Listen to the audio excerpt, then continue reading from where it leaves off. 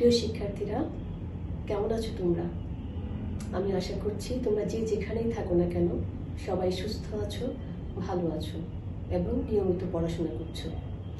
আমার অনলাইন ক্লাসে তোমাদের স্বাগত জানাচ্ছি। আজকে আমি যে বিষয়টা নিয়ে আলোচনা করব সেটি হচ্ছে agency theory. Agency theory honours fourth ইয়ারের অ্যাকাউন্টিং থিওরি কোর্সটার অন্তর্ভুক্ত একটি চ্যাপ্টার এবং অ্যাপ্লাইড অ্যাকাউন্টিং থিওরি যেটা মাস্টার্সের তাদেরও একটা চ্যাপ্টার। দ্যাট ইজ এই চ্যাপ্টারটা অনার্স ফোর্থ ইয়ার এবং মাস্টার্সে এই চ্যাপ্টারটা রয়েছে, সেম চ্যাপ্টার এবং ছোট একটা চ্যাপ্টার। আজকে আমি এই chapter that is agency theory এইটা নিয়ে আলোচনা করব। তো চলো প্রথমে আমরা দেখে নিই যে আমি এই বিষয়টার কোন কোন দিক নিয়ে আলোচনা করব। প্রথমেই আসো এজেন্সি থিওরি। হ্যাঁ, এজেন্সি থিওরি কি এবং এটার সম্পর্কে এটার কনসেপ্টগুলো কি সেগুলো নিয়ে আলোচনা করব। এরপরে আলোচনা করব এজেন্সি প্রবলেম নিয়ে, তারপরে এজেন্সি কস্ট নিয়ে এবং সবশেষে হচ্ছে need agency theory in accounting, অর্থাৎ হিসাব বিজ্ঞানে অ্যাকাউন্টিং থিওরির এজেন্সি থিওরির কি প্রয়োজনীয়তা রয়েছে সেই বিষয়টা নিয়ে আলোচনা করব। তো চলো শিক্ষার্থীরা আমরা ক্লাসটা শুরু করি। প্রথমেই আসো এজেন্সি থিওরি। এজেন্সি থিওরি বা এজেন্সি তত্ত্ব বলতে আসলে কি বোঝায়? এখানে ইনভেস্টোপিডিয়ার একটা ডেফিনেশন দেওয়া আছে, প্রথমে আমরা সেটা একটু দেখে নিই।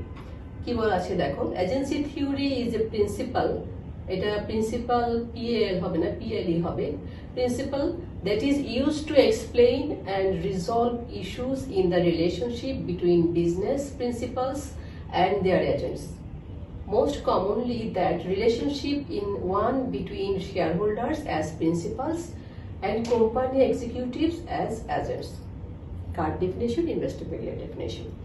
এই ডেফিনেশনটা আলোচনা করার আগে আমরা একটু এজেন্সি থিওরির যে কি কনসেপ্ট যেগুলো আছে সেগুলো সম্পর্কে আমি প্রথমে একটু আলোচনা করতে চাই, দেন আমরা ডেফিনেশনটা নিয়ে আলোচনা করব। কি কনসেপ্টগুলো কি কি দেখো, প্রথমেই আছে 1 নম্বরে আছে প্রিন্সিপাল, 2 নম্বরে এজেন্ট, 3 নম্বরে এজেন্সি, 4 নম্বরে এজেন্সি কস্ট, 5 নম্বর হচ্ছে অ্যাকাউন্টেবিলিটি। এখন আসো প্রথমে আমরা এই যে এজেন্সি থিওরিতে এই শব্দগুলোর ব্যাখ্যা কি, প্রথমে আমরা সেই জিনিসটা বুঝে নেই। যদি আমরা এটা বুঝতে পারি তারপরে সংজ্ঞাটা বুঝতে আমাদের জন্য সহজ হবে বলে আমার মনে হয়, সেজন্য আমি এইভাবে আলোচনা করছি। প্রথমেই আসো এখানে প্রিন্সিপাল বলতে কাদেরকে বোঝানো হয়েছে? প্রিন্সিপাল বলতে ব্যবসায়ের যে মালিক আছে না, ওনার্স, তাদেরকে বোঝানো হয়েছে। শেয়ার হোল্ডার্স অথবা তোমার যিনি মালিক তাদেরকে এখানের মধ্যে প্রিন্সিপাল হিসাবে বোঝানো হয়েছে। আর এজেন্ট বলতে কাকে বোঝানো হয়েছে? এজেন্ট বলতে যারা প্রতিষ্ঠানটা ব্যবস্থাপনার দায়িত্বে থাকে, দ্যাট ইজ ম্যানেজমেন্টে যারা কাজ করছে তাদেরকে এখানে এজেন্ট হিসাবে বোঝানো হয়েছে, যারা কিনা প্রতিষ্ঠানের মালিকের পক্ষে প্রতিষ্ঠান পরিচালনার কাজটা করে থাকেন, তাদেরকে এখানে এজেন্ট হিসাবে বোঝানো হয়েছে। এরপরে আসছি আমরা এজেন্সি। এজেন্সি বলতে আসলে কি বোঝায়? প্রিন্সিপাল বুঝলাম, এজেন্ট বুঝলাম, এজেন্সি কি? এজেন্সি হচ্ছে প্রিন্সিপাল এবং এজেন্টের মধ্যে যে চুক্তিটা, যে এগ্রিমেন্টটা, ওদের মধ্যে যে রিলেশনটা, সেটাকে বলা হচ্ছে এজেন্সি। আমি বুঝাতে পারলাম কিনা জানি না। দ্যাট ইজ এজেন্ট যে তোমার প্রিন্সিপালের সুবিধার জন্য সর্বোচ্চ সুবিধার পক্ষে কাজ করবে, যাতে করে প্রিন্সিপালদের সবচেয়ে ভালো রেজাল্টটা নিয়ে আসতে পারে, সবচেয়ে ভালো সুবিধাটা দিতে পারে, তার হয়ে যে এজেন্টটা কাজ করবে সেই যে এগ্রিমেন্টটা বা সেই যে সম্পর্ক, সেটাকে বলা হচ্ছে এজেন্সি। এরপরে আসছি আমরা এজেন্সি কস্ট কি। এজেন্সি কস্ট হচ্ছে এই যে তোমার এজেন্ট নিয়োগ দেওয়া, এজেন্সি পরিচালনা করা, তার জন্য যে ব্যয়টা হয়ে থাকে সেটাকে বলা হচ্ছে এজেন্সি কস্ট।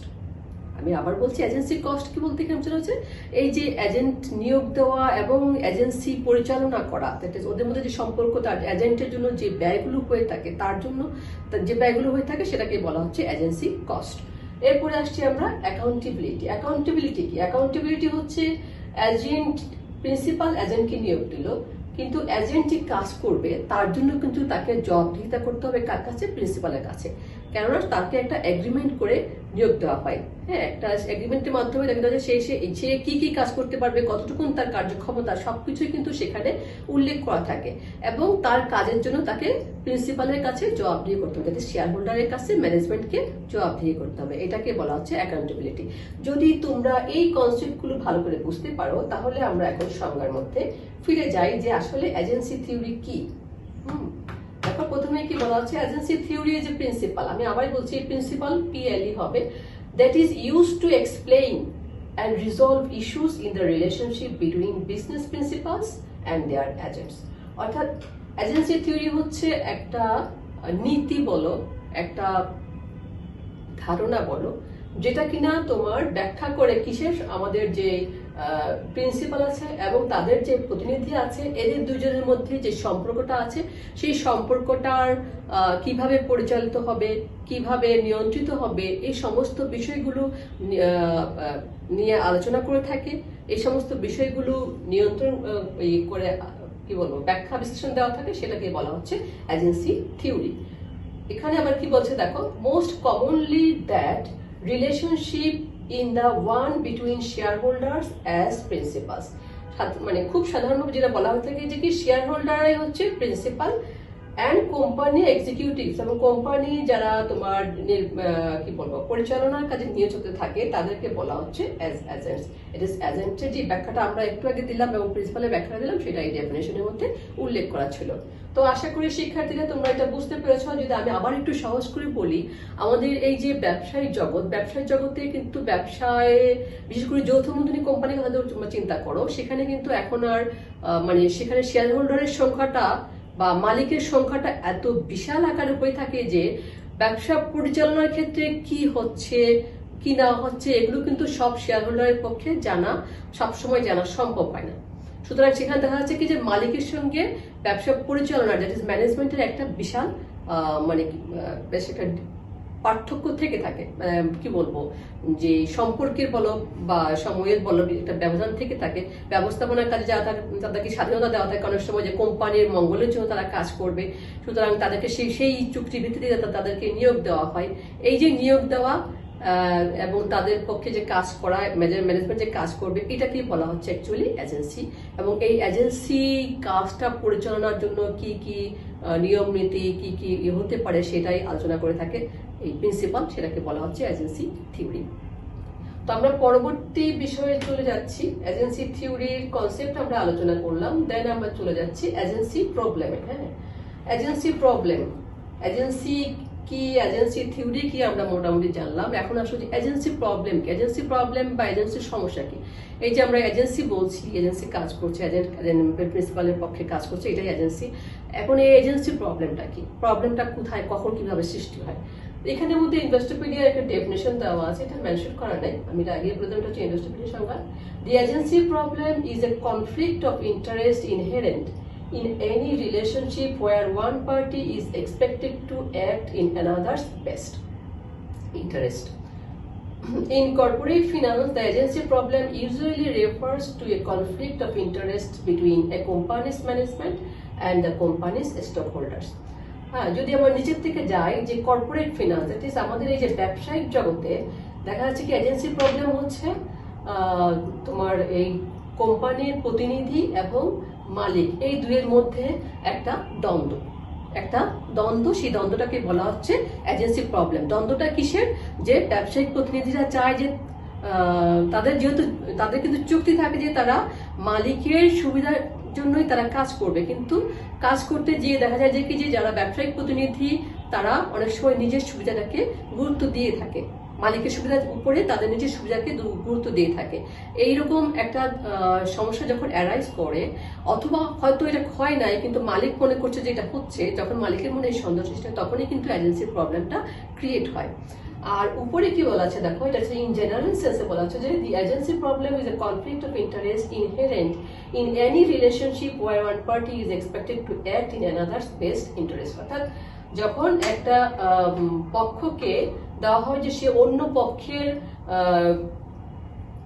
ভালো মানে সুবিধার জন্য কাজ করবে, তখন সেখানে যে দ্বন্দ্বটা আসে সেটা হচ্ছে কি যে ইন্টারেস্ট ইনহেরেন্ট, সহজত একটা প্রবৃত্তি থাকে যে কি মানুষ কাজ করার সময় সে তার নিজের সুবিধার জন্য কাজ করবে। যখনই এই ধরনের একটা প্রবলেম অ্যারাইজ করে তখনই কিন্তু এজেন্সি প্রবলেমটা ক্রিয়েট হয়। অর্থাৎ সেটা যে কর্পোরেট ফিনান্স হতে হবে এমন কোনো কথা নাই, সেটা যে কোনো ক্ষেত্রেই হতে পারে। যখনই মনে করো আমার পক্ষে একজন মানুষকে আমি দায়িত্ব দিলাম যে সে আমার বাসার বা যে কোনো একটা কাজের যে সে কাজটা করে দিবে, বিনিময়ে সে একটা সুবিধা পাবে সেটা আছে, কিন্তু সে যখন সেটা করতে গিয়ে দেখা যাচ্ছে কি যে ফ্যাসিলিটিসগুলো আমি ভোগ করে সেখান থেকে সে কিছু নিতে চাইলো, তখনই কিন্তু এই এজেন্সি প্রবলেমটা সৃষ্টি হয়। আশা করি শিক্ষার্থীরা তোমরা বুঝতে পেরেছো। তবে আমরা বেসিক্যালি এখানে ব্যবসার বিষয়টা চিন্তা করবো, যেটা কর্পোরেট ফিনান্সের বিষয়টা নিয়ে আমরা আলোচনা করব। এখন আসো এই যে টাইপস অফ এজেন্সি প্রবলেম। হ্যাঁ, এজেন্সি প্রবলেম মানে প্রকারভেদ। এজেন্সি প্রবলেম অনেক ধরনের হতে পারে, তবে যেটা আমরা মুখ্য যেগুলো আমাদের, এটাকে কি বলবো, ডাইরেক্ট এবং ইনডাইরেক্ট আছে। ডাইরেক্ট প্রবলেম এবং ইনডাইরেক্ট প্রবলেম। ডাইরেক্ট প্রবলেমের ক্ষেত্রে আমরা এখানে আমাদের 3টা প্রবলেম আলোচনা করছি। 1 নম্বরে আছে শেয়ার হোল্ডার্স ভার্সেস ম্যানেজমেন্ট। 2 নম্বরে আছে share holders versus bond holders অথবা ক্রেডিটর্স। 3 নম্বরে আছে শেয়ার হোল্ডার ভার্সেস আদার পার্টিস। আমরা তো আগেই বললাম যে কি এখানে মধ্যে এজেন্সিটা কি, প্রিন্সিপাল এবং এজেন্ট, এই দুটার মধ্যে যে সম্পর্ক সেটা হচ্ছে আমরা এজেন্সি বলছি। প্রিন্সিপালকে শেয়ার হোল্ডার, নর্মালি আমরা এখানের মধ্যে শেয়ার হোল্ডার বা স্টক হোল্ডার্স আমরা বলতে পারি। ভার্সেস কে দেখো ম্যানেজমেন্ট। হ্যাঁ, ম্যানেজমেন্ট দ্যাট ইজ যারা কিনা ওইটা ব্যবস্থাপনার দায়িত্বে যারা নিয়োজিত থাকেন, ওই প্রতিষ্ঠানটা কোম্পানিটা ব্যবস্থাপনার কাজে যারা নিয়োজিত থাকেন তাদেরকে এখানে ম্যানেজমেন্ট বলা হচ্ছে, এবং যারা ওই কোম্পানির মালিক তাদেরকে এখানে স্টক হোল্ডার বা শেয়ার হোল্ডার্স বলা হচ্ছে। এই দুটার মধ্যে যে দ্বন্দ্ব সেটা এক ধরনের প্রবলেম। এই দুটার মধ্যে দ্বন্দ্বটা কোথায় সৃষ্টি হয়? আমরা জানি যে ব্যবসা জগতে, আমি কিন্তু প্রথমেই বললাম যে ব্যবসায়িক জগতে ব্যবসা প্রতিষ্ঠানের আকার আয়তন এত বড় হয়ে যাচ্ছে যে সেখানে মধ্যে কিন্তু শেয়ার মালিকরা আর কিন্তু ব্যবসা পরিচালনার কাজে সবাই নিয়োজিত হতে পারছে না, এবং সেই ক্ষেত্রে তখন আমাদেরকে ডিপেন্ড করতে হচ্ছে ব্যবসাদেরকে কি এজেন্টের উপরে। এবং এজেন্ট তখন কি করে দেখা যাচ্ছে, আমি যেটা বললাম যে এজেন্ট হতে দেখা যাচ্ছে কি সে তার নিজের স্বার্থকে কোনো ক্ষেত্রে দেখা যাচ্ছে কি বেশি গুরুত্ব দিয়ে দিচ্ছে, যেটা হওয়া উচিত ছিল কি মালিকের স্বার্থকে গুরুত্ব দেওয়া, সেখানে মালিকের স্বার্থের চেয়েও সে দেখাচ্ছে যে নিজের স্বার্থ কিভাবে বৃদ্ধি করা যায়। হয়তো কোনো কোনো উপায় আছে, যেমন ধরো হয়তো প্রফিটের বা ধরো প্রফিটের উপরে একটা কমিশন সে পাবে, সেক্ষেত্রে দেখা গেল কি যে কোনো না কোনো উপায় সে প্রফিটের পরিমাণটা বেশি করে দেখা যাচ্ছে, কিন্তু বাস্তবে সেটা হচ্ছে না। এরকম অনেকগুলো ক্ষেত্র আছে যেগুলো ইউজ করে তোমার ম্যানেজমেন্ট চাইবে যে তার বেতন বৃদ্ধি করা, তার কমিশন বৃদ্ধি করা, তার ফ্যাসিলিটিস আদার ফ্যাসিলিটিস গুলো আছে সেগুলো বেশি করে দেখা। এইখান থেকে এসে কিন্তু কনফ্লিক্টটা ক্রিয়েট হয়, এবং সেটাকে বলা হচ্ছে তোমার share holder versus management problem. এরপরে আসছি আমরা share holder versus bond holders অথবা ক্রেডিটর্স। এটা তো আমরা মোটামুটি বুঝলাম যে এজেন্টের সাথে যে প্রিন্সিপালের যে দ্বন্দ্বটা সেটাকে শেয়ার হোল্ডার ভার্সেস ম্যানেজমেন্টের প্রবলেমটা বলা হচ্ছে। এটা আমাদের বেসিক এজেন্সি প্রবলেম যখন আমরা আলোচনা করলাম সেখানে এই বিষয়টা আমরা আলোচনা করেছি। কিন্তু share holder versus bond holders অথবা ক্রেডিটর্স এটা কি ধরনের প্রবলেম? এটা কি ধরনের প্রবলেম আমি বলছি, এটা অনেক সময় হয় কি যে ব্যবসা প্রতিষ্ঠান ঋণের মাধ্যমে ঋণ কালেকশন করে ব্যবসা পরিচালনা করে থাকে। তখন অনেক সময় হয় কি যে যারা ঋণ দিয়েছে তারা চায় কি যে ব্যবসা প্রতিষ্ঠানটাকে নিয়ন্ত্রণ করতে। হ্যাঁ, এটা আছে যারা ধরো বড় বড় ঋণদাতা যারা আছে তারা, যেমন ধরো আমি ধরলাম ব্যাংক থেকে ব্যবসায়ীরা ঋণ নিয়ে তার ব্যবসাটা পরিচালনা করে থাকে। তখন ব্যাংক চাইবে কি যে ব্যবসা প্রতিষ্ঠানটা কি ধরনের সিদ্ধান্ত নেবে সেটা সে ঠিক করে দেবে, অর্থাৎ সে ব্যবসা প্রতিষ্ঠানটার উপরে একটা নিয়ন্ত্রণ আরোপ করতে চায়, যাতে করে তার ঋণের যে সুবিধা বা ইন্টারেস্ট এগুলো যেন কোনোভাবে মিস না হয়, যাতে করে ব্যবসা প্রতিষ্ঠানটা কোনো ক্ষতির মুখে না যায়, বা যে কোনো কারণেই হোক সে তার ইন্টারেস্টটা সেখানে রাখতে চায়। আবার ব্যবসা প্রতিষ্ঠান কি মনে করে? ব্যবসা প্রতিষ্ঠান মনে করে যে ব্যাংক তো আছে ঋণ দেওয়ার জন্য, আমি যদি ঋণ না নেই তাহলে ব্যাংক এই টাকাটা নিয়ে করবেটা কি? তাহলে ব্যাংকের কাজই হচ্ছে যে তার যে জমা টাকা এটা সে যখন সে ঋণ হিসেবে দিতে পারবে তখন না সেখান থেকে সে ইন্টারেস্ট পেলে তার বেনিফিট হবে। অর্থাৎ ব্যবসা প্রতিষ্ঠান ভাবছে যে ঋণদাতারা হচ্ছে তার মানে তাকে ঋণ দিতে জন্য উৎসাহী, সুতরাং সে চায় যে ঋণদাতাদেরকে কন্ট্রোল করতে, অর্থাৎ ব্যাংকের কার্যক্রমের মধ্যে সে একটা নিয়ন্ত্রণ আরোপ করতে চায়। এই দুইয়ের মধ্যে তখন একটা কনফ্লিক্ট ক্রিয়েট হয়, এবং এটাই হচ্ছে এজেন্ট প্রবলেম, হচ্ছে কি সেটা যে share holder versus bond holders বা ক্রেডিটর্সের একটা প্রবলেম।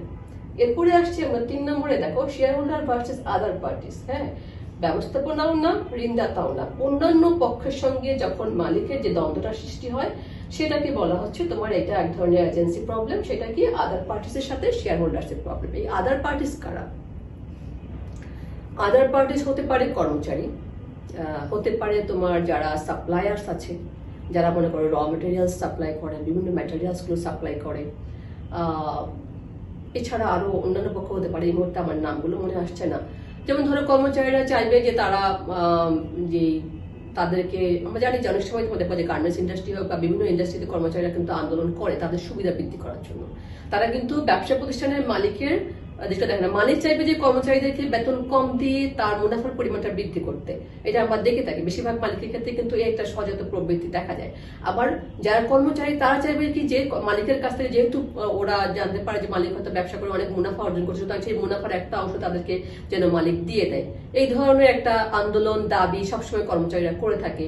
এছাড়া যারা সাপ্লায়ার্স আছে তারাও চাইবে যে তারা যে মানে সাপ্লায়ার গ্যারান্টি দিবে, বাট বিনিময়ে সে হয়তো একটা কমিশন চাইতে পারে বা কোনো একটা কিছু চেয়ে বসতে পারে মালিকের কাছে। এই ধরনের একটা তখন মালিক হয়তো দেখা যাবে যে সাপ্লায়ার চেঞ্জ করতে পারে। এই ধরনের অনেক ধরনের প্রবলেম, এই প্রবলেমগুলোকে বলা হচ্ছে তোমার এজেন্সি প্রবলেম, কি শেয়ার হোল্ডার ভার্সেস আদার পার্টিস। এই তিনটাকে আমরা বলছি ডাইরেক্ট প্রবলেম। এছাড়া ইনডাইরেক্ট আরো অনেকগুলো প্রবলেম আছে, সেগুলো আমি আজকে আর আলোচনায় আনছি না। তো শিক্ষার্থীরা আশা করি তোমরা এজেন্সি প্রবলেম এবং টাইপস অফ এজেন্সি প্রবলেম বুঝতে পেরেছো। এখন প্রবলেম তো আছে, প্রবলেম সলভ করতে হবে না? প্রতিটা প্রবলেমেরই কিন্তু সমস্যা যখন আছে তার একটা সমাধানের পথও আছে, সেটা খুঁজে বের করতে হবে। এখন আমরা সেই সমাধানের পথটাকে দেখি। Ways to solve agency problem, কিভাবে এই এজেন্সি প্রবলেমটা সলভ করা যায়। এখন প্রথমেই 1 নম্বরে আছে ম্যানেজারিয়াল কম্পেনসেশন, 2 নম্বর আছে share holder control and interference, 3 নম্বর হচ্ছে থ্রেট অফ ডিসমিসাল, 4 নম্বর হচ্ছে থ্রেট অফ টেক ওভার। প্রথমে আসে ম্যানেজারিয়াল কম্পেনসেশন, দ্যাট ইজ ব্যবস্থাপনাকে যে সুযোগ সুবিধা আমরা বলি সেটা বৃদ্ধি করে দিয়ে এই এজেন্সি প্রবলেমটা দূর করা যায়। যেহেতু মনে করো কাজটা উঠাচ্ছে ম্যানেজমেন্ট, মালিক তো টাকা ইনভেস্টমেন্ট করেই শেষ, এখন ম্যানেজমেন্টের কে খুশি রাখাটা হচ্ছে একটা বড় ফ্যাক্টর। তো ম্যানেজমেন্টকে খুশি রাখার জন্য তোমার শেয়ার হোল্ডাররা বা মালিকরা তোমার অনেক ধরনের পদক্ষেপ নিতে পারে, কিছু ইনসেন্টিভ দিতে পারে, যেমন ধরো প্রফিটের একটা নির্দিষ্ট পার্সেন্ট কমিশন হিসেবে তাকে দিয়ে দিতে পারে, তাহলে সে ব্যবসা প্রতিষ্ঠানটাকে ভালোভাবে ম্যানেজমেন্ট করবে যাতে করে ভালো চলে, ভালো প্রফিট অর্জন করতে পারে। এছাড়া তোমার ধরো তার বিভিন্ন ধরনের ইনসেন্টিভ আছে, তাকে ভালো গাড়ি দেওয়া, তার সে যদি বিভিন্ন ব্যবসায়িক কাজে কোথাও যায় তাকে প্লেন ফেয়ার দেওয়া, ভালো হোটেল বুকিং করা, এই ধরনের কতগুলো পদক্ষেপ নেওয়ার মাধ্যমে কিন্তু উৎসাহ দেওয়া যেতে পারে যাতে ম্যানেজাররা ভালো ম্যানেজমেন্ট করে থাকে এবং এজেন্সি প্রবলেমটা যাতে দূর হয়ে যায়। এটা ছিল প্রথম একটা পদক্ষেপ। এরপরে আসছি আমরা 2 নম্বর, যেটা share holders control and interference. মালিকরা যদি তোমার ব্যবস্থাপনাটাকে নিয়ন্ত্রণে নেয়, হস্তক্ষেপ করে বিভিন্ন কাজে, অর্থাৎ ম্যানেজমেন্ট কাজ করছে ঠিক আছে, বাট শেয়ার হোল্ডাররা কিন্তু দড়িটা ছেড়ে না, তারা যদি সেখানে সার্বক্ষণিক দেখভাল করে, সার্বিক তত্ত্বাবধানটা করে সবসময়, যে ম্যানেজমেন্ট কি ডিসিশন নিচ্ছে সবসময় যদি তাদেরকে সেখানে মধ্যে না এটা নিলে ভালো হবে, এটা নিলে সবসময় যদি সেটা তদারকি করে, তাহলে সেভাবেও কিন্তু এজেন্সি প্রবলেমটা দূর করা যাবে, যাতে করে ম্যানেজমেন্ট মানে এটা যেন না ভাবে যে না তাদেরকে ছাড়া ব্যবসা প্রতিষ্ঠান চলবে না। দ্যাট ইজ শেয়ার হোল্ডাররা যদি, মালিকরা যদি তোমার ম্যানেজমেন্টের উপরে সার্বক্ষণিক তত্ত্বাবধান করে থাকে, হ্যাঁ, কিভাবে কাজ করছে না করছে সবগুলো যদি সবসময় মনিটরিং করে থাকে, তাহলেও কিন্তু তোমার এজেন্সি প্রবলেমটা দূর হয়ে যাবে। হ্যাঁ, কি হচ্ছে না হচ্ছে, বা কেউ যদি ওখানে কোনো খারাপ কিছু করার, ম্যানেজমেন্টের মধ্যে হয়তো কাজ করে কিছু লোক থাকে দুষ্ট প্রকৃতির, তখন সেই সমস্ত লোকগুলোকে সেখান থেকে ডিসমিস করে দেওয়া কিন্তু সেটা সম্ভব। এরপরে আসছি আমরা 3 নম্বর, থ্রেট অফ ডিসমিসাল, যেটা একটু আগে ওখানে বলছিলাম যে চাকরিচ্যুতির ভয় দেখিয়ে। হ্যাঁ, যদি ওই যেটা বললাম যে এরকম তত্ত্বাবধান করা যেতে পারে, তারপরে যদি কেউ মনে করো ম্যানেজমেন্ট যদি এরকম এজেন্সি প্রবলেম যদি তারপর থেকে থাকে, তাহলে তাদেরকে ভয় দেখানো যে না এটা দূর করতে হবে তোমাদেরকে, যদি দূর না করো তাহলে তোমাদেরকে এখান থেকে কি করা হবে, সাসপেনশন করে দেওয়া হবে, অথবা চাকরি থেকে একবারে ডিসমিসাল করে দেওয়া হবে। সেই ধরনের একটা হুমকি দিয়েও কিন্তু এই এজেন্সি প্রবলেমটা দূর করা সম্ভব। এটা বুঝাতে পারলাম কিনা জানি না। অর্থাৎ যারা কাজ করছে, ম্যানেজমেন্ট তো, এজেন্ট তো চাকরি করছে তাই না, সে বিনিময়ে কিছু স্যালারি পাচ্ছে, কিছু ফ্যাসিলিটিস পাচ্ছে। এখন যদি তার চাকরি হারাবার ভয় থাকে, তাহলে হয়তো সে তোমার এই যে দুর্নীতিতে বা যে করাপশনটা হয়তো করতো, যেটা হয়তো প্রতিষ্ঠানের পক্ষে ছিল না, সেই ধরনের পদ থেকে সে সরে আসবে। সেটার কথা বলছি, যেটা হয়তো সে নিজের স্বার্থের জন্য করতো, এখন সেটা থেকে সে সরে আসতে পারে, সেটার কথা এখানের মধ্যে বোঝানো হয়েছে। এরপরে আসছে আমরা threat of take over. Threat of take over বলতে তোমার অন্য প্রতিষ্ঠান কর্তৃক এই প্রতিষ্ঠানকে কি বলবো, এটা কি বলে, আমরা এখন মানে নিয়ে নেওয়া আর কি, একবারে অর্থাৎ দ্যাট ইজ আরেকটা প্রতিষ্ঠান এই প্রতিষ্ঠানকে নিয়ে ফেলা, এটার মালিকানা সত্ত্ব নিয়ে যাওয়া, সেই একটা ভয় ম্যানেজমেন্টকে দেখানো যে যদি এটার প্রতিষ্ঠানটা ভালো করতে না পারে, যদি এই পরিমাণ মুনাফা অর্জন করতে না পারে, যদি এই শেয়ারটা এই প্রতিষ্ঠান ধরে রাখতে না পারে, তাহলে এই প্রতিষ্ঠানটা অন্য একটা বড় কোম্পানি কর্তৃক এটা কি করতে পারে, এটাকে নিয়ে নিতে পারে। যেটা আমরা দেখে থাকি যে যদি অনেক ক্ষমতাশালী কোনো কোম্পানি থাকে, পাশাপাশি যদি ছোট একটা কোম্পানি থাকে, তাহলে অনেক সময় হয় কি যে সেই ক্ষমতাশালী কোম্পানিটাকে এই কোম্পানিটাকে গ্রসন করে। গ্রসনের ইংলিশটা কি?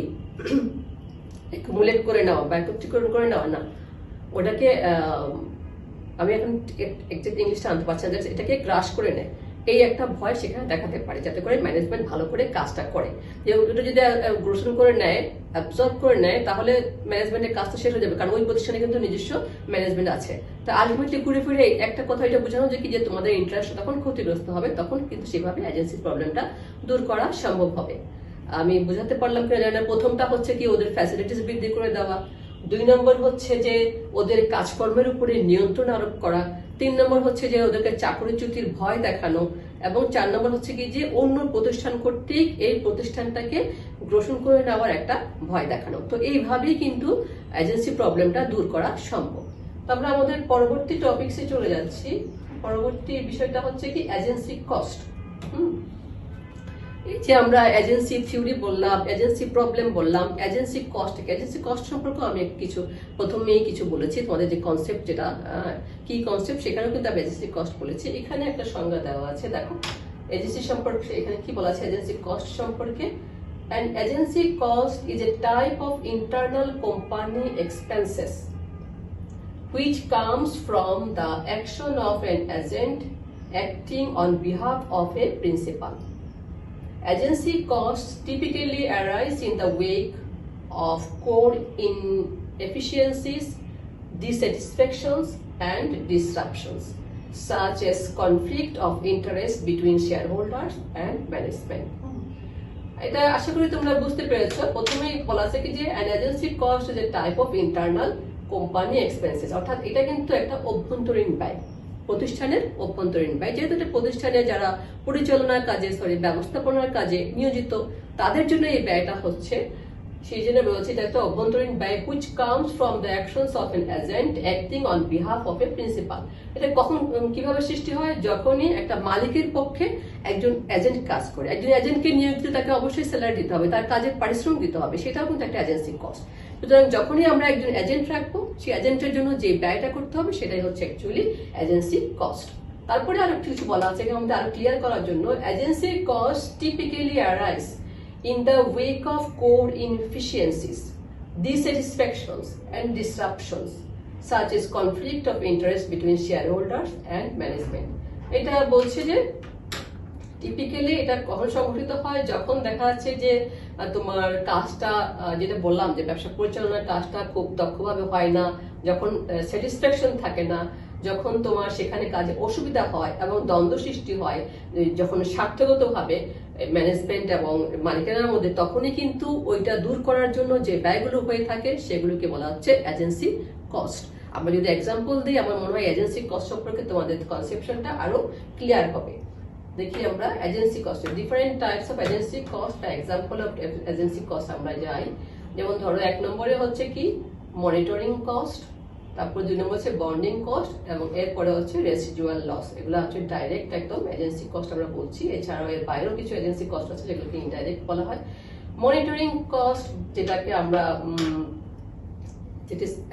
এজেন্ট যখন নিয়োগ দেওয়া হয়, তখন তাকে কিন্তু এটা তত্ত্বাবধান করার বিষয় আছে, এবং এই তত্ত্বাবধান করার জন্য যে ব্যয়টা হয়ে থাকে, যেমন ধরো এজেন্টের উপরে সবাই কিন্তু সবসময় কি বিশ্বাস স্থাপন করতে পারে না, তার কাজটাকে পরীক্ষা করার জন্য অনেক সময় অডিটর দিয়ে পরীক্ষা করানো হয়, যে কাজ ম্যানেজমেন্টের যে অডিটগুলো আছে, তারপরে অ্যাকাউন্টিং যে অডিট আছে, এগুলো আছে, এগুলোর মাধ্যমে কিন্তু তোমার এটা মানে তত্ত্বাবধানটা করা হয়ে থাকে, এবং তার জন্য যে ব্যয়টা হয়ে থাকে, অডিট করার জন্য যে ব্যয়টা হয়ে থাকে, সেটা হচ্ছে আমাদের এই মনিটরিং কস্টের মধ্যে পড়ে। এরপরে আসছে আমরা বন্ডিং কস্ট, চুক্তিভিত্তিক ব্যয়, চুক্তির জন্য যে ব্যয়টা। হ্যাঁ, এটা তত্ত্বাবধানগত ব্যয়, এটা হচ্ছে চুক্তিভিত্তিক ব্যয়, চুক্তির জন্য যে ব্যয়টা সেটা বলছি আমরা। মনিটরিং কস্টটা কি? যখনই আমরা, যেটা আমি একটু আগে যেটা বললাম, যে একজন এজেন্টকে যখন আমরা নিয়োগ দিব এবং সেই নিয়োগ থেকে সে কিন্তু ব্যবসা প্রতিষ্ঠানের সঙ্গে সে কিন্তু সার্বক্ষণিক থাকবে, এবং সার্বক্ষণিক থাকার জন্য তাকে কিন্তু আমাদের কিছু পারিশ্রমিক দিতেই হবে, এবং সেটা যে ব্যয়টা হয়ে থাকে সেটাকে বলা হচ্ছে বন্ডিং কস্ট। এরপরে আসছে আপনার রেসিডুয়াল লস। এই যে দুটা কস্ট, মনিটরিং কস্ট এবং বন্ডিং কস্ট, হ্যাঁ, তত্ত্বাবধানের জন্য যে ব্যয়টা এবং চুক্তির জন্য যে ব্যয়টা, এটার বাইরেও যে আরো যে অতিরিক্ত ব্যয়টা আমাদের এজেন্টের জন্য করতে হয় সেটাকে বলা হচ্ছে রেসিডুয়াল লস। রেসিডুয়াল লস কেন বলছে? যেমন ধরো আমি একটু আগে বললাম যে এজেন্সি প্রবলেম দূর করার জন্য আমরা কি করতে পারি, ওদেরকে কিছু ইনসেন্টিভ দিতে পারি, ম্যানেজমেন্টকে কিছু ইনসেন্টিভ দেওয়া হয়। যেমন ধরো ওদেরকে দামি গাড়ি দেওয়া হয়, এক জায়গা থেকে আরেক জায়গায় যাওয়ার জন্য প্লেন ফায়ার দেওয়া হয়, মাঝে মাঝে ওদেরকে বিভিন্ন বাইরে, দেশের বাইরে, তোমরা দেখবে আমাদের দেশের বিভিন্ন দেশের বাইরে ওদেরকে নিয়ে ট্যুরস করতে, ট্রাভেল করতে দেওয়া হয়। তারপরে ওদের হোটেল বুকিং, দামি হোটেলে বুকিং, খাওয়া দাওয়া, এই সমস্ত জন্য যে ব্যয়টা হয় এটার জন্য কিন্তু প্রতিষ্ঠানে কিন্তু কোনো লাভ হয় না, হ্যাঁ, কিন্তু এই ব্যয়টা তাদেরকে করতে হয়, এবং এইটা পুরোটাই প্রতিষ্ঠানের ক্ষতি, এই জন্য এটাকে বলা হচ্ছে রেসিডুয়াল লস। তো প্রিয় শিক্ষার্থীরা, আশা করি তোমরা এই যে different type of agency cost এটা বুঝতে পেরেছো। আর আজকে যে আলোচনাগুলো করলাম আমরা এক নজরে একটু দেখে আসি।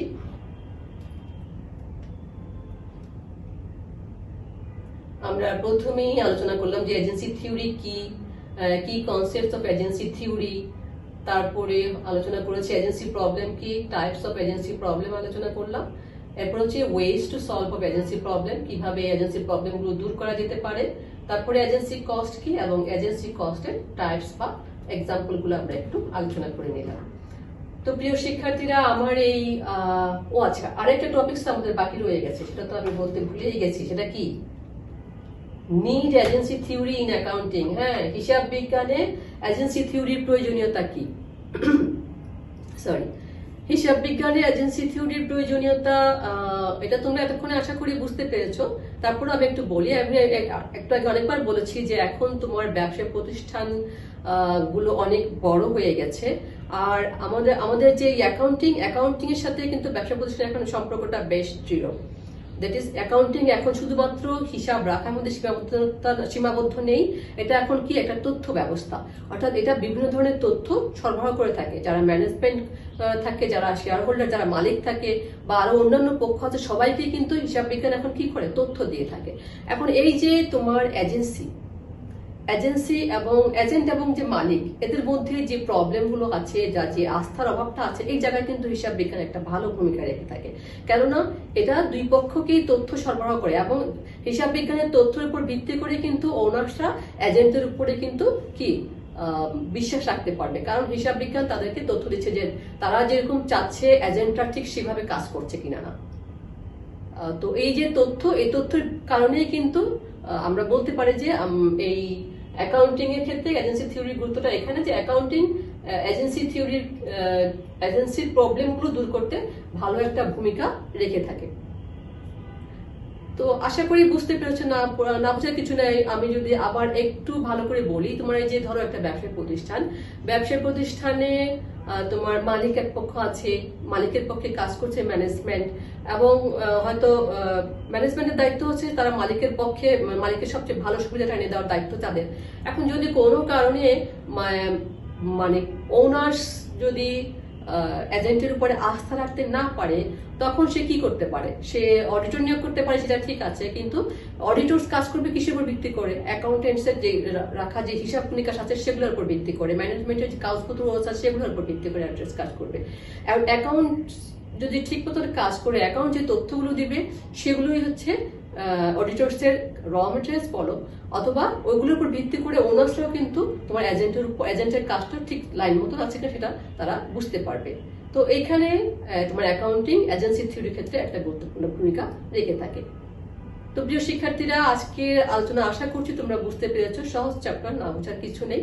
তারপরেও যদি তোমাদের কোনো প্রশ্ন থাকে, মনে করো যে কোনো জিনিসটা ভালো করে বুঝিয়ে দিতে হবে, অথবা নতুন কোনো টপিক সেখানে বাদ করে গিয়ে থাকে, তাহলে তোমরা সেটা আমাকে কমেন্ট বক্সে লিখতে পারো, অথবা আমার ইমেল অ্যাড্রেসটা তোমাদের ডেসক্রিপশন বক্সে দেওয়া থাকবে, সেখানে যদি তোমরা যোগাযোগ করো আমি চেষ্টা করবো তোমাদেরকে সাহায্য করার জন্য। আর প্রিয় শিক্ষার্থীরা, তোমার নিয়মিত পড়াশোনা করবে, স্বাস্থ্যবিধি অবশ্যই অবশ্যই মেনে চলবে, নিজে মানবে এবং তোমার আশেপাশের সারাউন্ডিং যারা আছে তাদের সবাইকে মেনে চলতে উৎসাহ দেবে। আল্লাহ হাফেজ।